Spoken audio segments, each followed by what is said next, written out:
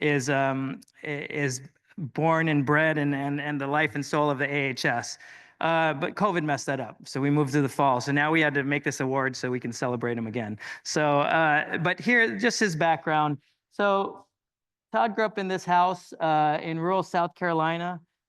He really worked hard and was very talented, and he went to undergraduate at Clemson.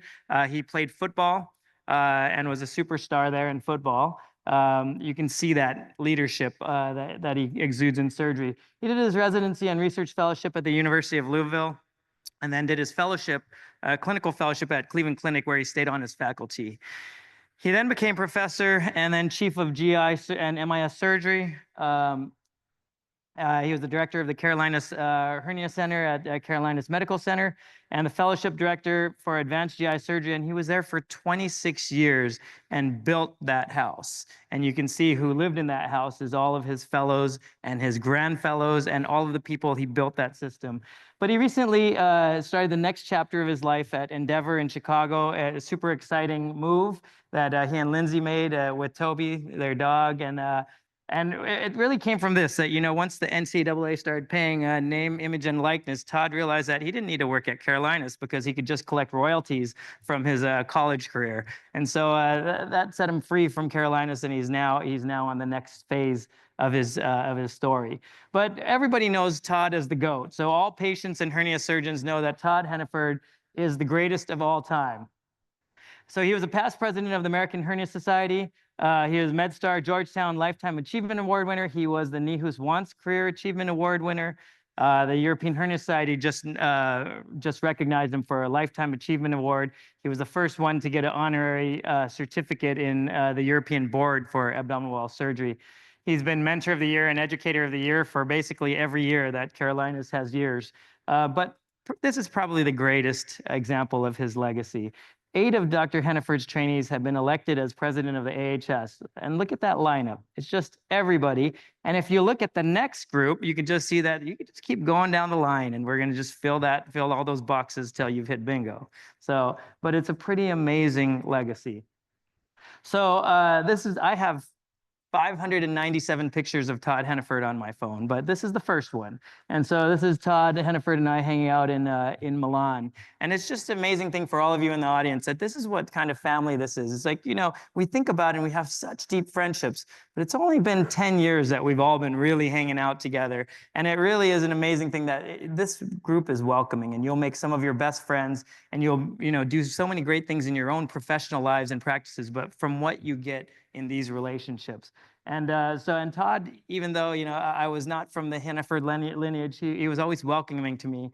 And you can see here, this is not a perspective issue. This is a height problem. So, but that's Todd was always so gracious to me. So I have a different relationship than all of his fellows. Is like I said, I know Todd from a very personal perspective and not as much from working with him. But so I think the best way to talk about him and his accomplishments is that I'm going to help everyone going forward of how do you now win a Henny Award. So here's Todd with Toby there, and you can see that's a different side than he shows most other people. But Dr. Herniaford here lives and breathes hernia. So what do you need to do to win this award? Well, of course you need to be a master surgeon. And there are many master surgeons, but when you watch Todd Heniford, it's next level, right? It's just like when you go see Jordan play, you're all, yeah, that's a different level. You need to be productive academically, and really doesn't get any better than this. I'm not sure anyone else was going to win this award while you're alive. We might just need to do something different. But 650 publications and book chapters, edited 3 books. With his fellows, he's won 70 prominent surgical research awards, and many of these have been the Project of the Year award for ACS, SAGES, AHS, EHS. Todd Heniford is a powerhouse, and he's cited over 31,000 times. I would tell you that one of the most important things for the AHS is the impact of Todd Heniford. I'm very close to all of the generation that started the AHS, and it was a club. It was a club. Art Gilbert, Parvez Ahmed, Irv Lichtenstein, they were all good friends, and they wanted to talk hernia. And here came this young buck that came in and said, you can talk hernia, but we need to talk facts, and we need to talk data, and not just, this is how I do it, I did it 10,000 times, and my way is the best way. So back it up. back it up. And that, if you look today in all the abstract sessions, there's a little bit of expertise because surgery is a sport, but there's a lot of science. And Todd Heniford pushed science. I always say that Todd Heniford is a truffle pig for talent.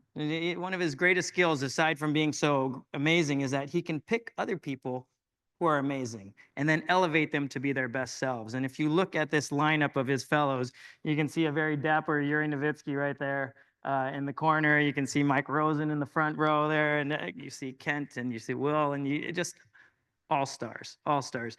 But when you look at the greats in hernia surgery that you say, oh, I'm thinking about like the great Dr. Nowitzki. Who does Dr. Nowitzki think of his superheroes? Dr. Heniford up there as Batman. If you want to win this award, you need to be a good mentor. So not just taking everyone to the best club in town, contemplating, being contemplative about that. He's a mentor to his fellows, to Igor's fellow, to his grand fellows. There's Conrad, where he's coaching him on playing pool. And even to his non-fellows. You can see Brian Jacob used to dress like this until Todd Heniford got to him. You need to be able to motivate people. And so you can see all of his fellows that he takes his fellows who are all amazing people. And you can see that lineup of presidents, and you can see that every single one of them has the potential to do that or do something else, but just to be their best selves. And this is what he talks about. He wants them to be happy, pleased, successful, fulfilled. And really, he lives his life with his fellows. That's the best part about it. Todd, though, demands excellence. This is a good clip that Conrad sent me from Romanos. Can we play the audio on this?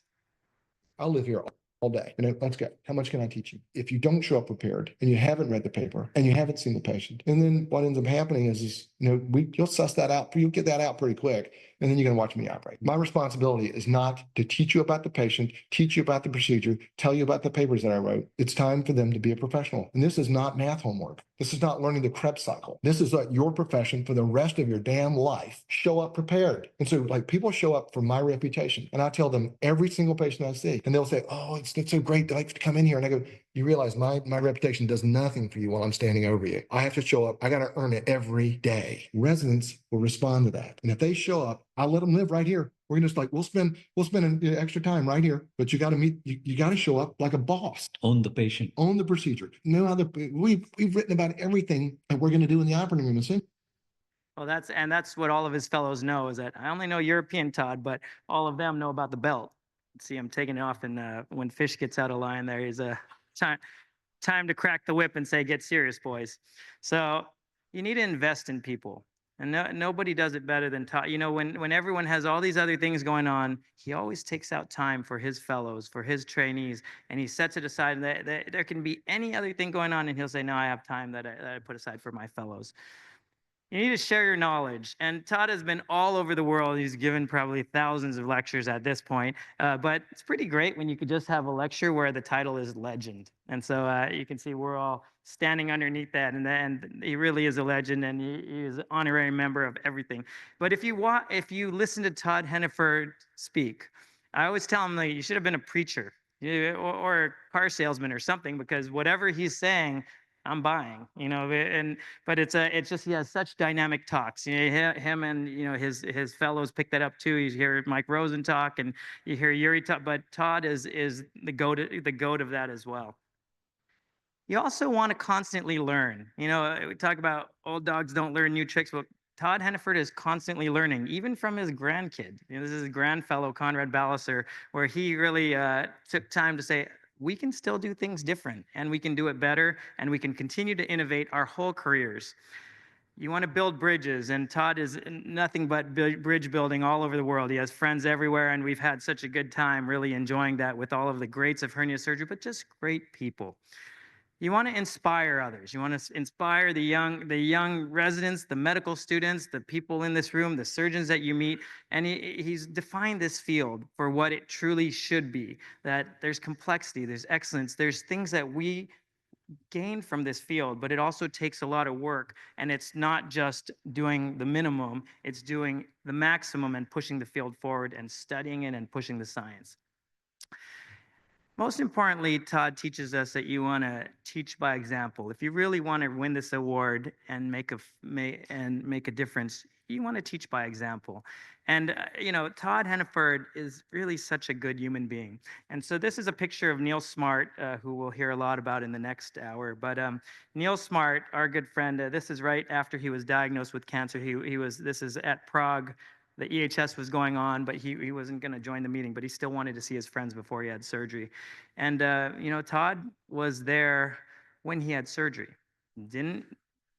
Just went there, sat in the waiting room, waited for Neil, and just, that you invest in people, you make great friendships, and you teach others that you value people, and you teach that by example.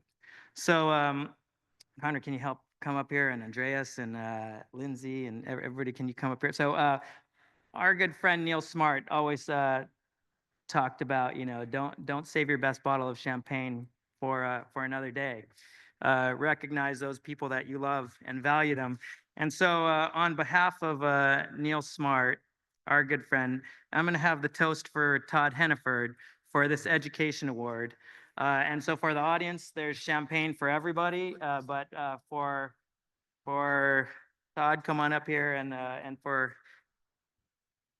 Davis, come on up here. All of Todd's crew, come on up here and have a little bit of this bottle with him, and everyone else get a glass, and we'll raise a glass and have a toast for our Education Award winner, my good friend Todd Heniford.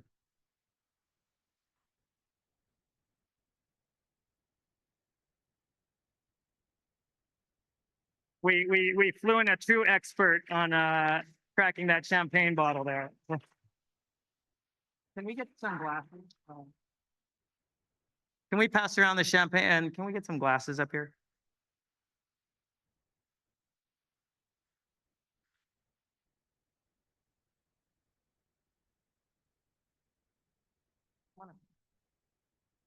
Anybody else who wants to come on up here and tell us what, come on, Vedra, come on up here. So, and let's get Todd a glass and we'll have a toast.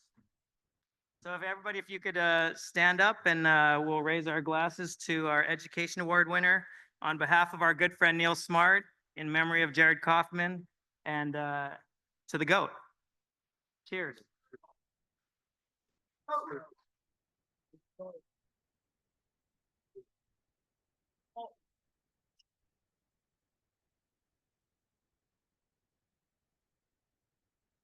Cheers, everybody.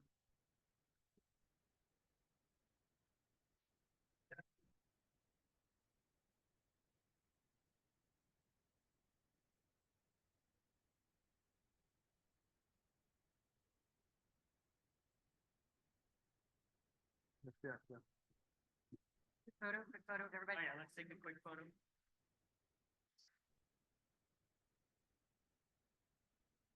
Quick photo. Quick photo. All of Todd's fellows, come on up here. If you're in the audience, this is your chance. Come on, there you go. Anna, Monica, get over here. Don't make them get the belt. 1, 2, 3. 1, 2, 3.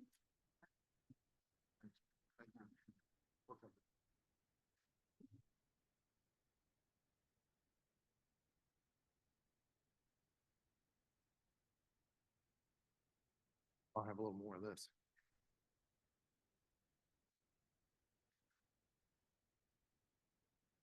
What do you say to all that?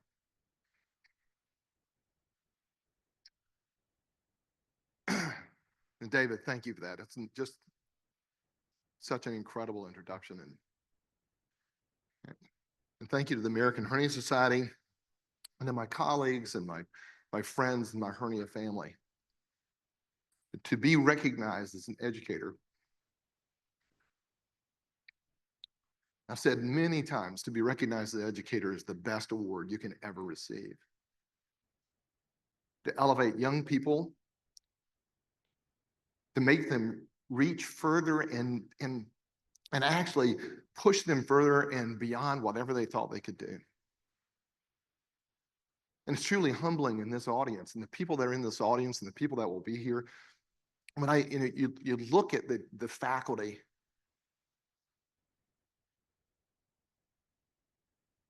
and there's so many of you, my friends here, my trainees here, I mean, my mentors.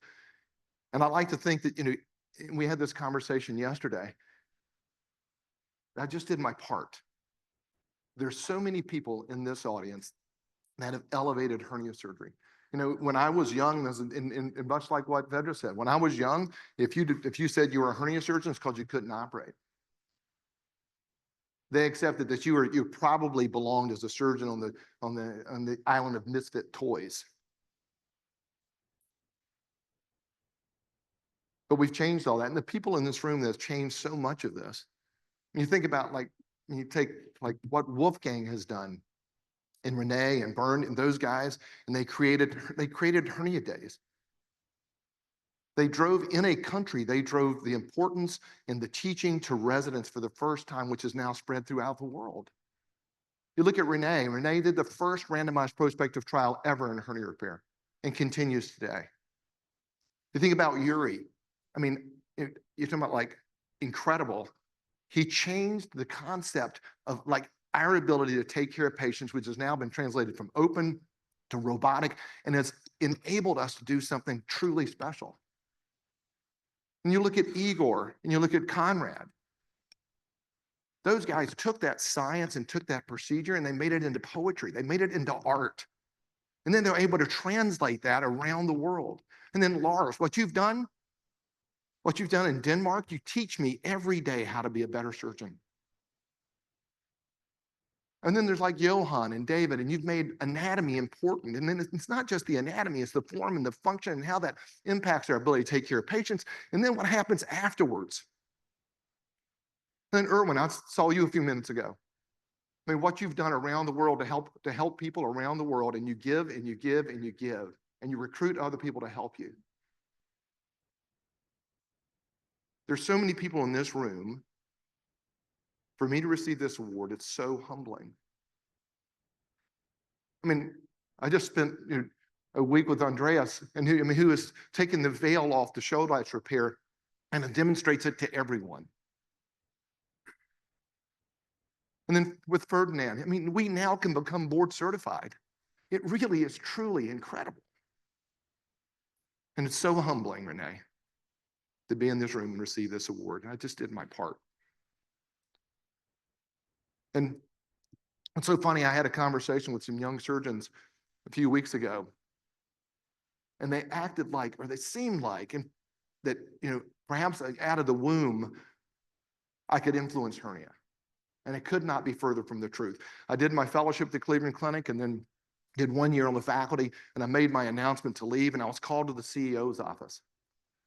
And it was wonderful that he tried to get me to stay, but I thankfully said no. And then he kind of turned on me.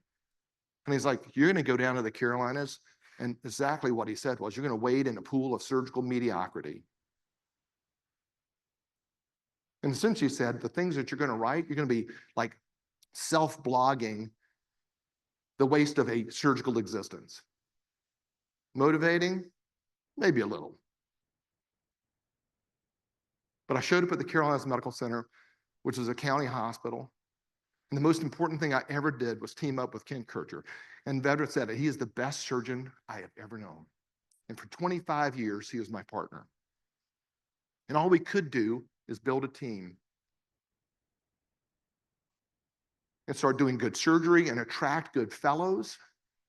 And then we could teach discipline and respect and doing your best for the patients at every moment, doing quality research and teaching them how to write it and teaching them, every day how to present it and pushing them out in front. And then what you have to recognize is that everyone leaves you. But through those early days, what we learned and what we earned was confidence. Confidence in ourselves and confidence in ourselves as teachers. And then we could give that confidence. You can't give what you don't have. And we would give that confidence to the young people in front of us and push them out in front.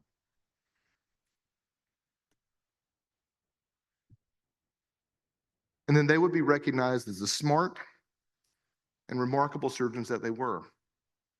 And they would be hired away from me, and they would leave me. And every year, it cycles again. And 8 of them have been elected to be president of the American Hernia Society, but what the next wave? And then if you're lucky, what they will do is then they will start to teach. And then they'll have a few fellows who'll do the same. And then is when it begins to compound. Then is when you have influence. And it's not your direct influence, it's influence by association. And of course, their fellows, grand fellows, 2 people have been elected to be president of this organization, and that will continue because they've established their own legacy. For the young surgeons here, if you want to impact surgery training and mentoring, you have to understand that it is much, much more like farming than it is hunting. You start with 1 fellow or 2 fellows in the lab. You start with 1 or 2 clinical fellows. It's 1 paper at a time, it's 1 patient at a time, it's 1 difficult clinical scenario at a time. And you do it for years. And you show up aggressively wanting to do that. You show up passionately. And you instill that passion as much as you possibly can in your fellows.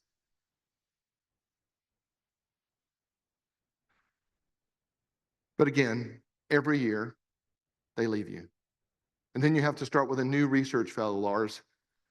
And then you have to start with a new clinical fellow, and you have to start over again. And that's exhilarating and exhausting at the same time. But everybody leaves. I had the same assistant for over 22 years, the same nurse, Michelle Amabile, the same nurse, Carla Kirby, who was amazing for over 20 years, the same partner for 25 years. But everyone else leaves. But this once, what I heard once was, what's better in humanity than helping someone get from one place to a better place? And so I often have heard young people say they want to start a fellowship, and I think that's amazing. It's the best job I've ever had. It's what keeps me motivated. It's the reason I'm still practicing. But to do this, you have to be able to supply the experiences and the tools for their success. And part of that, one of those tools has to be you. You have to be present, you have to be deliberate, and you have to give of yourself to those people that you train. And also, like any important relationship, it's a two-way street of value and trust. Yes, they will begin to value you, but also can you value them? Can you make them believe that what they're doing matters, that they professionally matter? And as your relationship grows, they personally matter. And then if you expand into that, as you get into that, then trust starts to enter it, and then it becomes special. Some of the best times of my life are working with young people, and you can feel you cross that bridge. It really matters. And through all of this, your trainees develop skills and confidence. They further develop and define their own identity. And if you're successful in this, they position themselves for the future. They earn their future. Residents earn fellowships, fellows earn jobs. But what they earn most is choice, if you do this well. Choice about their fellowship, choice about their job, choice about what to practice, how to practice, where to practice. Do you want to live near the water? Do you want to live near your family? Do you want to live far away from your family? All of those things, you enable them. And I ask, what's better than helping someone move from one place to a better one? Well, it's helping them get from one place to a better place, but they get to choose where that place is and what they do in that place.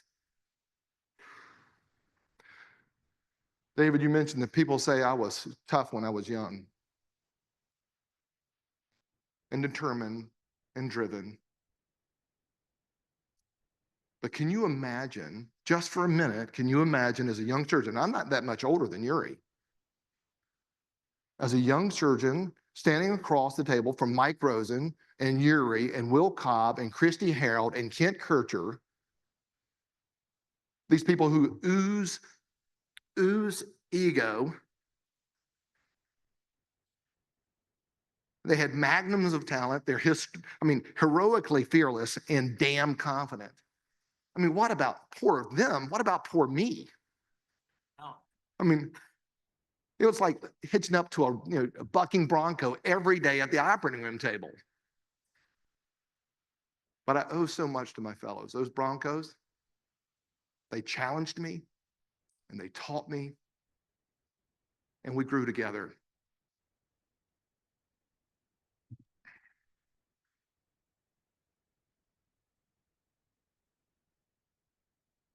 David mentioned, like, and probably my best talent is picking talent. There's no question about that. But if you look at the young surgeons that have come through, we've never had better than them. There's Jana and Monica and Bola and Sully. These guys they're as good as we've ever had or better.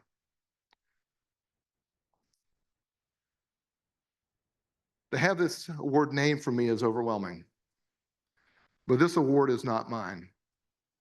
Today I have a plaque and I have this podium, and I've had the congratulations from my closest friend and my son and Lindsay.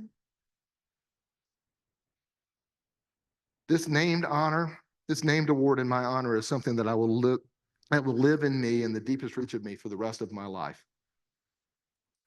This award will now give name to what has formed as the greatest part of my professional identity. And the best part of this award is that next year, it will belong to someone else. Today, I will receive this award and people will congratulate me and they will buy me a beer, or even better, they might buy me a great whiskey. They might ask me to talk to young surgeons and it'll be amazing.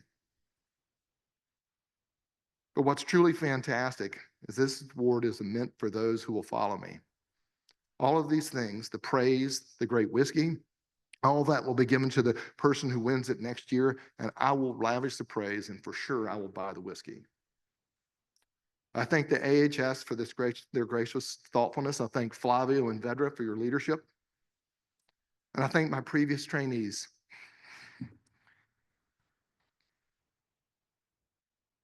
For truly being the incredible surgeons that they are. Just know that when I retire, I'll sit on a porch somewhere drinking bourbon, and I will think about this and be forever indebted to you for this most incredible honor. Thank you very much.